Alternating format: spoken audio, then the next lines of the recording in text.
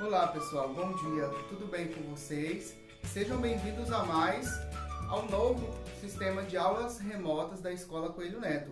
Nessas aulas remotas nós teremos as aulas aqui gravadas aqui no nosso canal do YouTube e logo em seguida nós vamos ter uma conferência em tempo real através do aplicativo Zoom, certo? Que vocês, eu espero que já tenham baixado usando a plataforma Play Store ou Apple Store, certo? Caso você baixe no seu celular, mas se você preferir também, você pode também conferir essas aulas através do seu computador, do seu notebook, certo? Fica a seu critério. Também nós enviamos ao grupo tutorial de como baixar no computador. Caso vocês tiverem alguma dúvida, vocês podem entrar em contato com o seu professor orientador, que ele vai lhe dar uma luz de como instalar, caso você esteja tendo dificuldade, certo? Eu espero que todos estejam se cuidando, estejam tendo os devidos cuidados, né? Higienizando sempre as mãos, usando máscara, usando álcool gel, né? É um momento que logo ele vai passar e nós estaremos de volta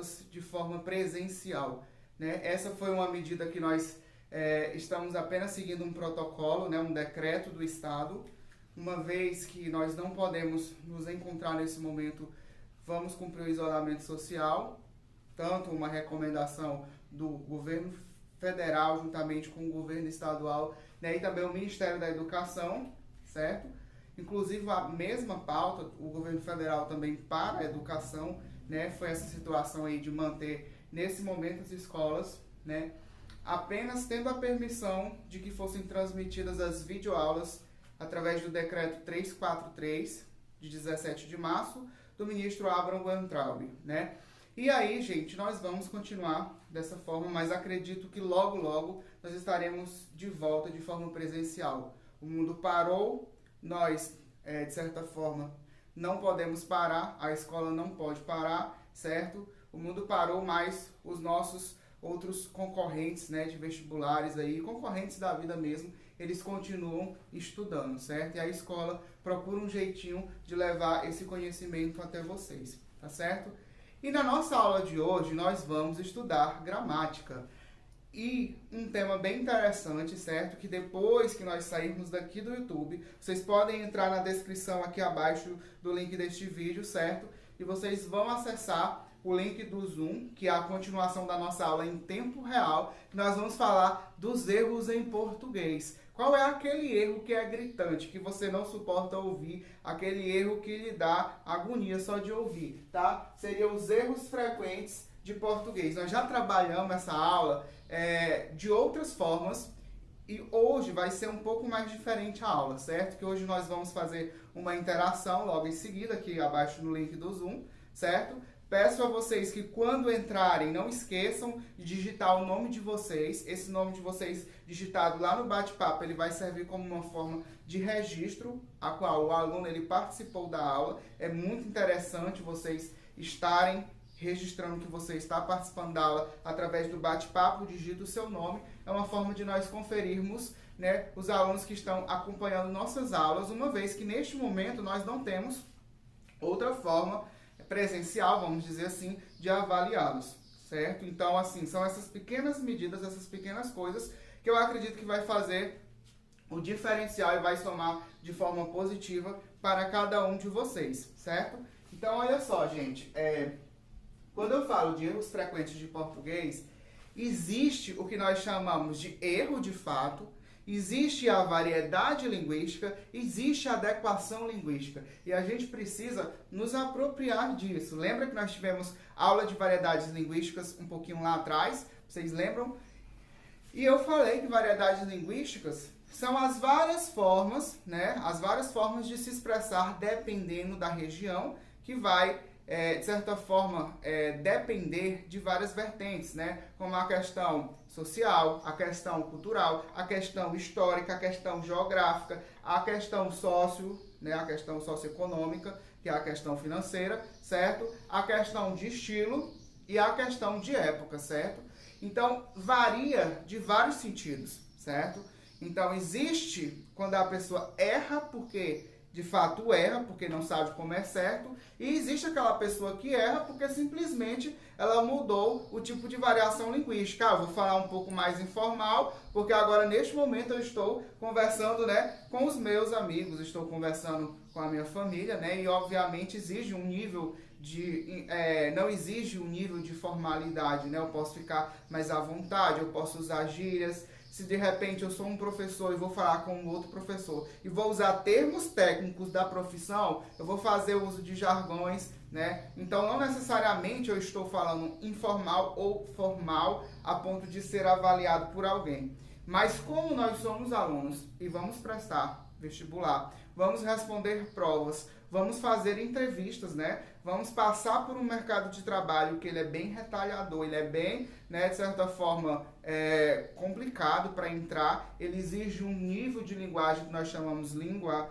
padrão, né? A língua padrão, a língua formal ou a língua culta, né? Quanto mais bem comunicador você for, quanto mais bem interlocutor no momento de uma entrevista, melhor você vai se sair, certo? Mais fácil vai ser de você ser contratado e também de passar no vestibular. Então, por isso que é importante a gente conhecer os erros, certo? Agora porque eu conheci os erros, eu nunca mais vou falar errado. Então, ó, vamos ter também essa questão aqui, ó, que eu coloquei aqui, preconceito, tá certo? Preconceito linguístico, que a gente deve respeitar todas as formas de linguagem, todas as formas, né, que requer um certo entendimento. Teve entendimento? Então é uma forma de linguagem aceitável. Porém, entenda, ela não é a mais prestigiosa. A mais prestigiosa é o português culto, formal e padrão, tá certo? Então, ó, obviamente, que o nosso desejo, né, é a gente chegar nesse ponto aqui. Formal, padrão, tá certo? Ou culto também, tá certo? Então, português desejado, né, para um vestibular, para o Enem, né, e demais vestibulares tradicionais, ou para uma entrevista, é esse português aqui, gente, ó, formal ou padrão, tá bem? E principalmente diante de uma entrevista, né? Eu já percebi, eu já descobri, eu já vi várias vezes, sempre, né, as pessoas que se destacam bem, que se saem bem numa entrevista, não é somente aqueles que se mostram preparados para tal cargo, mas aquele que tem um nível de linguagem mais culta, mais formal, né? Aquele que consegue se expressar melhor. E quando você tem um conhecimento de vocabulário mais vasto da língua portuguesa, você até consegue falar melhor, falar, né, se expressar cada vez mais, né, aceitável diante de uma banca corretora ou diante de uma banca de admissão, né, de trabalho, diante de um RH, você vai conseguir se destacar melhor. Então, olha só, gente, os erros mais frequentes que nós costumamos ver, tá? Que são os erros corriqueiros. O primeiro que eu apresento aqui para vocês é o entre eu e você, tá? Por mais que soe, né, por mais que pareça, né, mais correto do que entre mim e você, né? Entre mim e você é esquisito. Por que parece esquisito? Porque normalmente as pessoas falam entre eu e você. Então é a forma mais aceitável, porque é a forma audível mais, né, frequente. Então, olha só. Por que é errado gramaticalmente falando? E esse erro aqui, ele é mais gritante diante de uma escrita. Não é nem tanto diante de, por exemplo, uma comunicação, certo?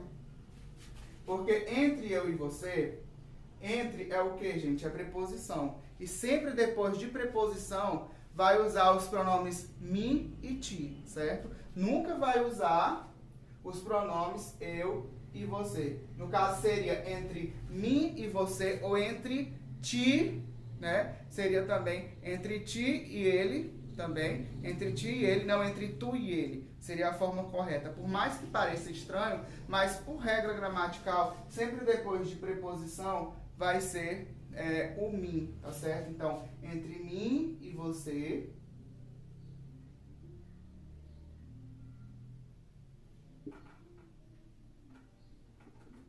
entre mim e você, como vocês estão vendo aqui, ó.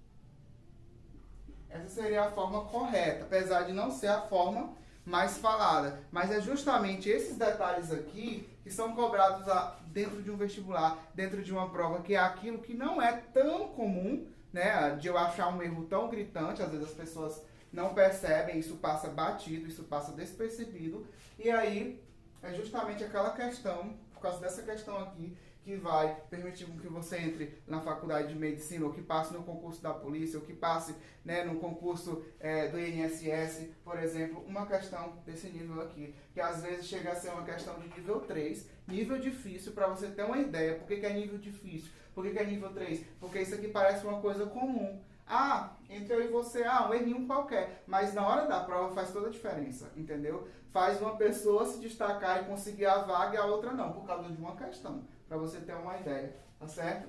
Então aqui, entre eu e você, entre mim e você, esta é a forma correta, tá bem? Aí muita gente também confunde e erra na hora de escrever e erra na hora das questões de vestibulares. Apesar que eu já falei várias vezes para vocês, volto a repetir que mal com L é diferente de mal com U, tá bem? É só apenas você lembrar o contrário. Lembrar que mal com L é o contrário de bem. E mal com U é o contrário de bom. Veja aqui uma regrinha que eu já ensinei para vocês, vou ensinar novamente. Vejam aqui, ó. Vamos lá, mal com L e mal com U.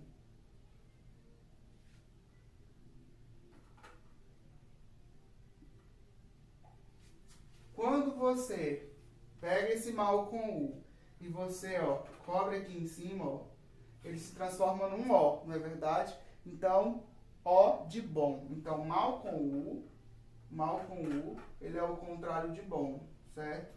Logo, mal com L é o contrário de bem, tá certo? Então, lembrem, o lobo mal é escrito com U, tá? Uma forma de você também lembrar. Lobo mal é escrito com U. E qual é o contrário de lobo mal? Lobo bom, tá? Como vocês percebem aqui, tá certo?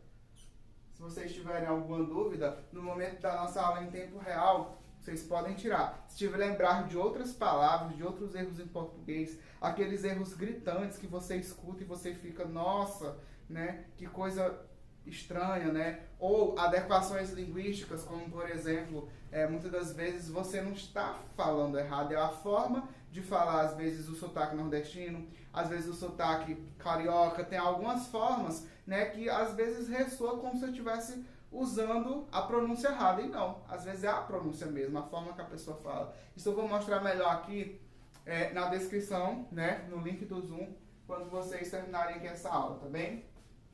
Então, A com H e A normal. Olha a diferença, gente. Esse A com H, como eu já disse para vocês, é passado. Há 2 dias estive com febre. Aqui, ó.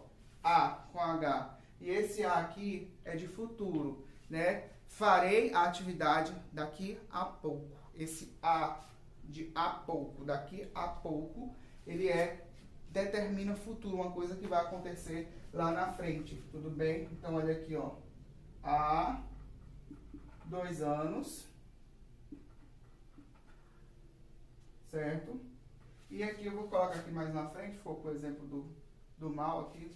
Vamos colocar daqui a pouco.